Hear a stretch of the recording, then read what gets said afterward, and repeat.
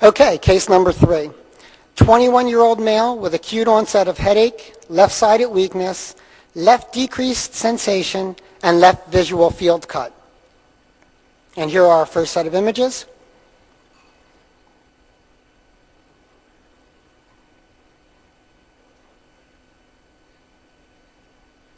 And I'll show you some post-contrast MRs as well.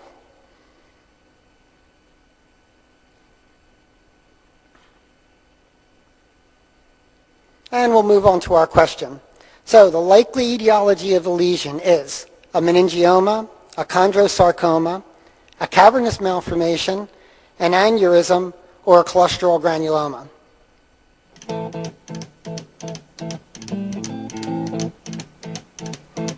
ZZ Top. Do you sit there thinking like more about the music than answering the question? I always do that when I sit in the audience. Anyway, the likely etiology of the lesion is aneurysm, so that's correct. The majority of you got that. And that's because there's this beautiful pulsation artifact that we see going through the lesion. And this one occurs in the phase encoding gradient direction, and it tells us that there's flow in the lesion. So even though there's this mixed signal characteristic, seeing that pulsation artifact is what helps nail the diagnosis in this case. So the other choices were meningioma. Meningioma generally iso-intense to adjacent gray matter on T1 and T2 weighted images, usually not hyper-intense like our case was. And here we see a nice big meningioma in the temporal lobe location, kind of iso on T1 and T2, and uniformly enhancing, very typical for meningioma. Chondrosarcoma also usually doesn't have that intrinsic bright T1 signal like our lesion did.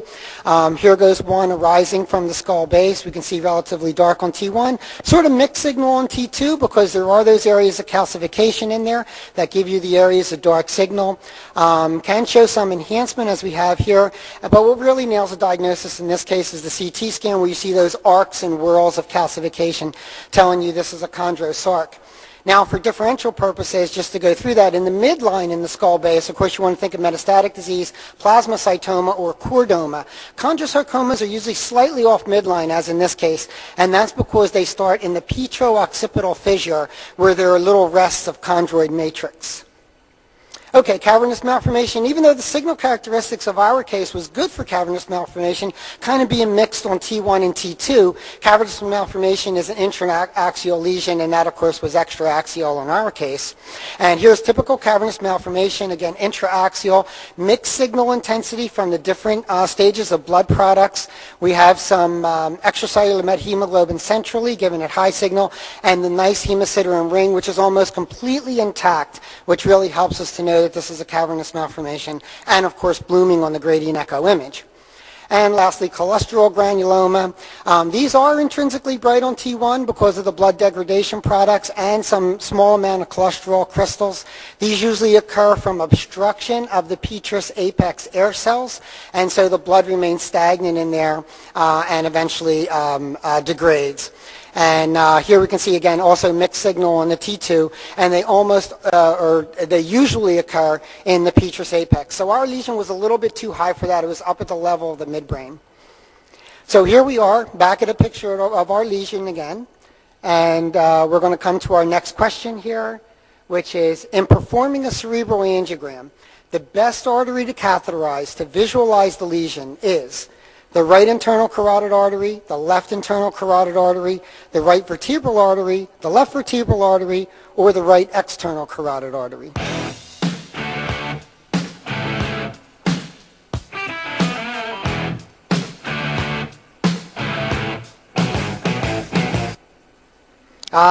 See, everybody said right vertebral artery, but my slides? There we go. Actually, the best answer is the left vertebral artery. And that's because this is very distal in the posterior fossa. And both the vertebral arteries join to make the basilar artery. And so no matter what vertebral artery you inject, you'll be able to see this lesion. So the left vertebral artery, it's usually dominant, it's usually bigger, it's much easier to catheterize than the right. So even though the lesion's on the right, the left vert is really the better choice. Okay, so this was our left vert injection. We actually got nice reflux into the right vert, and this is what we see. Okay, so we'll move on to the next question, which is, well, now what would you do next? Would you inject the right internal carotid artery, the left internal carotid artery, the right vertebral artery, the right external carotid artery, or would you stop? The lesion actually wasn't an aneurysm.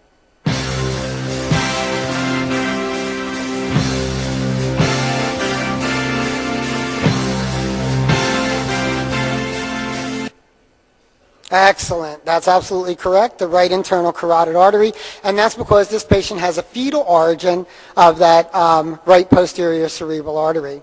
And so here goes the injection of the right internal carotid artery. We can see through the posterior communicating artery, you are supplying the right posterior cerebral artery, and here's our aneurysm. Actually, we were able to catheterize this through the anterior circulation. Here's our aneurysmogram, and we were able to coil this lesion and actually did quite well and saved the occipital lobe branches, which we were very scared we were going to end up occluding. So diagnosis, distal right posterior cerebral artery aneurysm. Again, remember that pulsation artifact. That really helps nail the diagnosis of aneurysm. And although it wasn't the situation in this case, because obviously aneurysms normally occur around the circle of Willis, when you see aneurysms in a distal location like this, think about a mycotic etiology for the aneurysms. Okay, so move